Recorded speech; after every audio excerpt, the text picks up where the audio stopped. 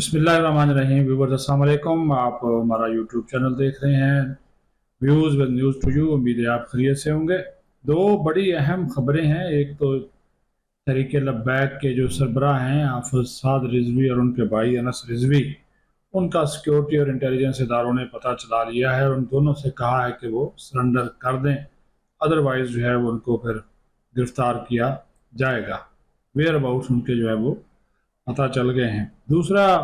Police نے ایک report وفاقی حکومت کو بھجوائی ہے، اس کا بھی آپ کے سامنے ذکر کریں گے۔ اس رپورٹ میں کیا کچھ کہا گیا ہے، وہ بھی ٹی ایل پی کے احتجاج کے حوالے سے ہی ہے۔ تیسری بات یہ ہے کہ افغان پالیسی میں ایک بڑی تبدیلی آئی ہے۔ پاکستان کے حوالے سے جو پالیسی ہے اس کو تبدیل کر دیا گیا ہے، اور افغان طالبان جو کہ اب بھارت کی گود میں جا بیٹھے ہیں، اور بھارت جو پہلے انہی طالبان کو دہشت گرد کہتا تھا، انہی طالبان کے ساتھ ہاتھ ملا رہا ہے، اور اس کے اوپر بھارت کی جو اپوزیشن جماعتیں ہیں وہ نہ صرف سراپا احتجاج ہیں بلکہ مودی حکومت کی ایسی تیسی بھی کر رہی ہیں۔ لیکن سب سے پہلے میں آپ کو بتا دوں، انٹیلیجنس اور سیکورٹی ذرائع کی یہ بڑی رپورٹ ہے۔ ان کا کہنا ہے کہ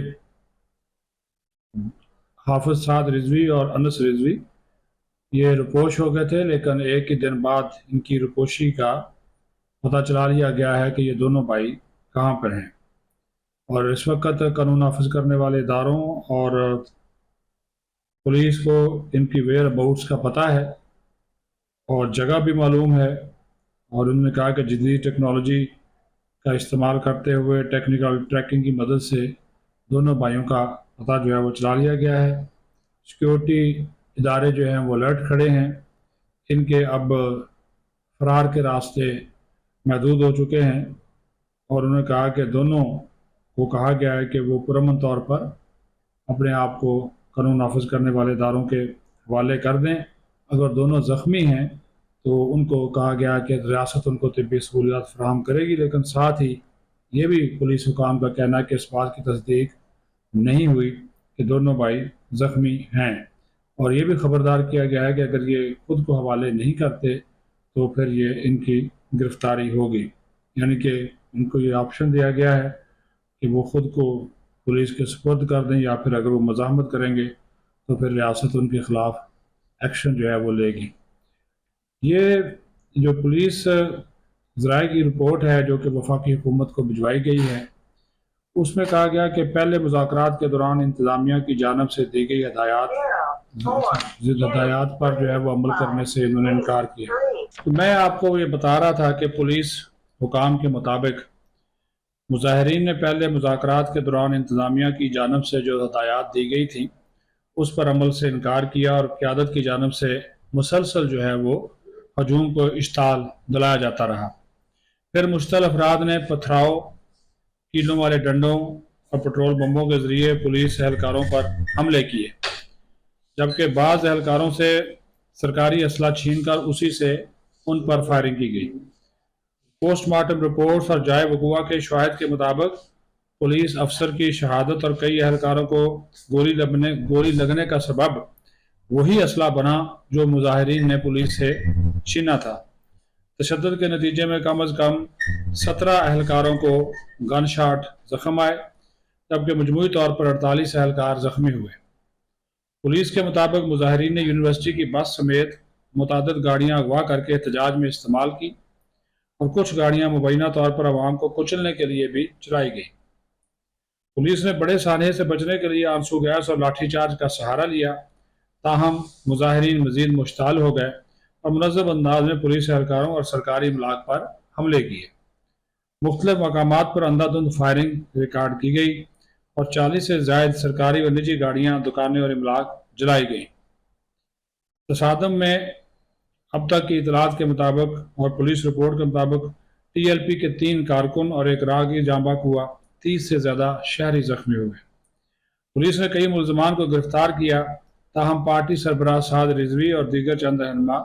موقع سے فرار ہو گئے، جن کی گرفتاری کے لیے سرچ آپریشن جاری ہے۔ اور اب میں نے آپ کو بتا دیا کہ دونوں بھائیوں کا ویئر اباؤٹس پتہ چلا لیے گئے ہیں، جو ٹھکانہ پتہ چلا لیا گیا جہاں پہ دونوں مقیم ہیں،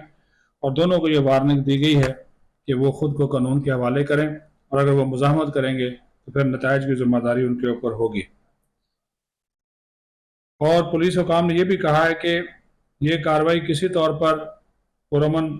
احتجاج نہیں تھی، بلکہ ایک منظم اور پرتشدد منصوبہ بندی کا نتیجہ تھی، جس میں قیادت نے اپنے کارکنوں کو ریاستی اداروں کے خلاف اکسایا اور پھر فرار ہو کر شہریوں کی جان و مال کو خطرے میں ڈال دیا۔ ہتھیار چھیننا، پٹرول بم استعمال کرنا، گاڑیاں جلانا، عوامی و سرکاری املاک کو نقصان پہنچانا ناقابل قبول ہے، اور ایسے عناصر کو قانون کے مطابق سخت سزا دی جائے گی۔ ریاست کی ذمہ داری ہے کہ شہریوں کے جان و مال کے تحفظ کے لیے مشترکہ اور مؤثر حکمت عملی اختیار کی جائے۔ یہ وہ رپورٹ ہے جو پولیس نے اور انٹیلیجنس اداروں نے وفاقی حکومت کو بھجوائی ہے۔ اور اب میں نے آپ کو لیٹسٹ اس کا بتا دیا کہ دونوں بھائی جو ہیں جس جگہ پہ چھپے ہوئے ہیں، پولیس نے اور دیگر لا انفورسمنٹ ایجنسیز نے اس کا پتہ جو ہے وہ چلا لیا ہے کہ وہ دونوں کہاں چھپے ہوئے ہیں۔ اور شروع میں نے آپ کو بتایا کہ اب ان کو بار بار کہا جا رہا ہے کہ وہ سرنڈر کریں، اور یہ بھی پولیس ذرائع کا کہنا ہے کہ جلد ہی اگر وہ سرنڈر نہیں کرتے تو ان کو پھر حراست میں جو ہے وہ لیا جائے گا۔ اب آ جائیں افغانستان کے حوالے سے۔ پاکستان کی جو پالیسی ہے، یہ پاکستان اور افغان طالبان کی جو جھڑپیں ہوئی ہیں، سرحدی جھڑپیں ہیں،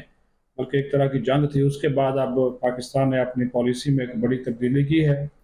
ایک تو دفتر خارجہ نے اب لفظ افغان حکومت کی بجائے طالبان حکومت کے الفاظ کا استعمال شروع کر دیا ہے۔ پہلے ہم افغان حکومت کے لفظ استعمال کرتے تھے، لیکن اب جتنی بھی اسٹیٹمنٹس فارن آفس کی جانب سے ایشو کی جا رہی ہیں، اس میں لفظ طالبان حکومت استعمال کیا جا رہا ہے۔ یہ ایک بہت بڑا ایک پالیسی شفٹ ہے۔ دوسرا، پاکستان نے فوری طور پر افغانستان میں عوام کی نمائندہ حکومت قائم کرنے کا مطالبہ کیا ہے، اور یہ کہا کہ ایک ایسی حکومت ہونی چاہیے وہاں پہ جس میں تمام جو فریقین افغانستان کے وہ جو ہیں وہ اس میں شامل ہوں۔ یہ بھی ایک بہت بڑی پالیسی شفٹ جو ہے وہ آپ کو اس میں نظر آ رہی ہے۔ پھر بھارت کا جو افغان طالبان کے ساتھ گٹھ جوڑ ہے وہ بھی کھل کر سامنے آ گیا ہے۔ یہ وہی بھارت ہے جو کہ افغان طالبان کو اقوام متحدہ کی جنرل اسمبلی میں، اقوام متحدہ میں دہشت گرد قرار دیتا تھا۔ وہی بھارت ہے جو افغانستان کی سرزمین دہشت گردی کے لیے استعمال ہونے کے الزامات لگاتا تھا، اور ابھی اسی افغانستان کے اندر رہنے والے، حکومت وہاں پہ کرنے والے افغان طالبان سے اسی بھارت نے ہاتھ بھی ملا لیا ہے، صرف اور صرف اپنے مفادات کے لیے۔ اور پھر جو افغان طالبان کے وزیر خارجہ ہیں امیر متقی، ان کا دورہ بھارت اور اسی دوران پاکستان پر حملہ کرنا، اس بات کا کبھی ثبوت ہے کہ بھارت فتنہ الخارج، فتنہ الہندوستان اور افغان طالبان کا جو ہے وہ سہولت کار ہے۔ اب اس کے اوپر راہول گاندھی، محبوبہ مفتی سارے جو ہیں وہ آڑے ہاتھوں لے رہے ہیں بھارتی حکومت کو، مودی حکومت کو بھی۔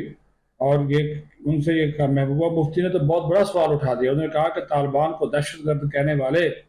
آج انہیں سے ہی مذاکرات کر رہے ہیں،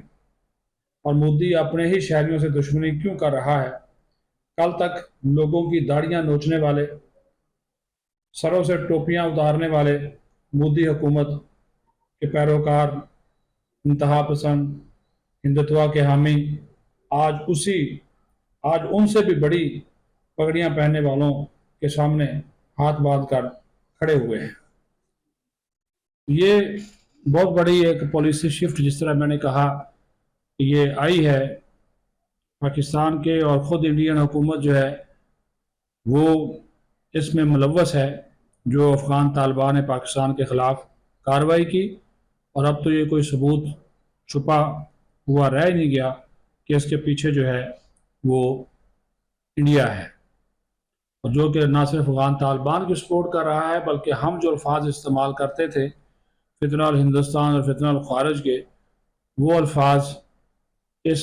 افغان وزیر خارجہ کے دورے کے دوران درست بھی ثابت جو ہے وہ ہو گئے ہیں۔ اب ایک میرے لیے قابل تشویش بات ہے، لیکن آپ کے ساتھ شیئر کرنا چاہتے ہیں، اور وہ یہ ہے کہ امریکی صدر ڈونلڈ ٹرمپ آج کل پاکستان کی قیادت پر لٹو ہے۔ کل بھی اس نے دنیا کے 20 ممالک کے عالمی لیڈرز، طاقتور ترین عالمی لیڈرز کی موجودگی میں وزیر اعظم پاکستان شہباز شریف کو اس پریس کانفرنس یا اس تقریب میں خصوصی طور پر خطاب کرنے کے لیے کہا، حالانکہ اور لوگ بھی موجود تھے، لیکن ہمارے شہباز شریف کو کیوں کہا؟ اور شہباز شریف صاحب نے ایک مرتبہ پھر جو ہے ان کو امن کا نوبل انعام دینے کا مطالبہ کیا، بلکہ نامزد کر دیا۔ اور اس کے بعد فیلڈ مارشل سید آصم منیر کی تعریفیں، اور اس کو کہا کہ وہ ان کے پسندیدہ فیلڈ مارشل ہیں۔ تو وہ تو ظاہر وہاں پہ نہیں تھے، لیکن پھر شہباز شریف نے 5.5 منٹ کا خطاب کیا۔ اب جو ٹرمپ ہیں، یا جس کو ہم پاکستانی زبان میں ٹرمپو کہتے ہیں، اس کے اوپر بہت سارے سوالات بھی اٹھتے ہیں کہ اس کا کوئی پتہ نہیں ہے۔ پہلے بھی میں کہہ چکا ہوں کہ اللہ تعالیٰ پاکستان پہ رحم فرمائے کہ اتنا یہ پاکستان پہ مہربان ہو رہا ہے، یا تو ہم سے بہت بڑا کام ہے اس کو، تو یا پھر جو ہے یہ کسی اور واردات کے چکر میں ہے۔ اس کے اوپر ہمیں اتنی جلدی اعتبار نہیں کرنا چاہیے، کیونکہ پاکستان اور بھارت کی درمیان جو جنگ لگی، ظاہر ہے اس میں اس نے رول پلے کیا۔ پھر پاکستان کے اوپر اور انڈیا کے اوپر وہ ٹیرف کے حوالے سے انڈیا پہ تو زیادہ لگا دیا، ہم پہ 29% لگایا، لیکن اب وہ یہ کہہ رہا ہے کہ آپ انڈیا کے ساتھ مذاکرات کریں۔ ٹھیک ہے، اس میں کشمیر بھی آتا ہے، ہماری کشمیر کے حوالے سے ایک واضح پالیسی ہے۔ اب یہ نہ ہو کہ یہ غزہ کا معاملہ حل کر کے ہماری طرف چل پڑے اور ہمیں کہے جی کشمیر کے معاملے کے اوپر جو ہے نا وہ آپ بھارت کے ساتھ نہ صرف مذاکرات کریں، یا ہو سکتا ہے کہ وہ ہمیں اپنی پوزیشن تبدیل کرنے کے لیے کہے، کیونکہ اس نے آج ایک جگہ پہ گفتگو کرتے ہوئے یہ دھمکی دی ہے۔ اس نے کہا کہ اگر پاکستان اور بھارت، یہ دیکھیں میں آپ کو کوٹ کر دوں کہ انہوں نے کہا جی اگر پاکستان اور بھارت جو ہے مذاکرات اور تعاون نہیں کرتے ایک دوسرے سے، تو پھر انہوں نے کہا جی میں دونوں پر 200% ٹیرف عائد کر دوں گا۔ یہ دیکھیں، تو یہ ٹرمپ صاحب جو ہے نا یہ بن بریک والی بس ہیں، یہ کسی پہ بھی چڑھ سکتے ہیں، تو ان کو سمجھنا بڑا مشکل ہے۔ آج کل تو ہنس کر مسکرا کر، اور ہمارے وزیر اعظم بھی جناب بڑا لطف لے رہے ہیں، بڑی ان کو آنکھیں شاخیں مار رہے ہیں، وہ سوشل میڈیا پہ دیکھنا جو ان کی گفتگو ہے۔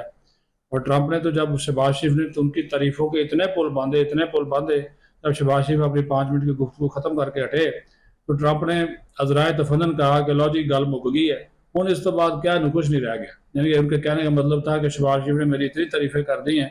اب اس کے بعد میں کیا کہوں۔ بہرحال اس نے عذرائے تفنن بات کی، لیکن وہاں پہ برطانیہ کا وزیر اعظم، اٹلی کی وزیر اعظم، ترکیہ کا صدر، ہاں جی امیر قطر وہاں پہ موجود، اردن کا شاہ عبداللہ موجود، اور دنیا بھر کے 20 سے زیادہ ملکوں کے وزرائے اعظم صدور موجود تھے، لیکن شہباز شریف کو 5-7 منٹ کے لیے اس نے جان بوجھ کے خطاب کرایا، اور شہباز شریف نے بھی پھر جناب تعریفوں کے جو پل باندھے ہیں۔ لیکن چاچو جی مہربانی کیجیے گا، یہ تعریف آپ کے گلے میں پڑ جائیے گا، گلے میں پڑ جائے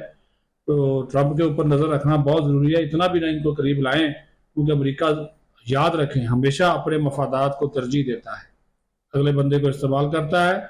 اور ماضی میں بھی ہو چکا، ہم بھگت چکے ہیں۔ تو ذرا احتیاط کیجیے گا، مہربانی کیجیے گا۔ پاکستان زندہ باد۔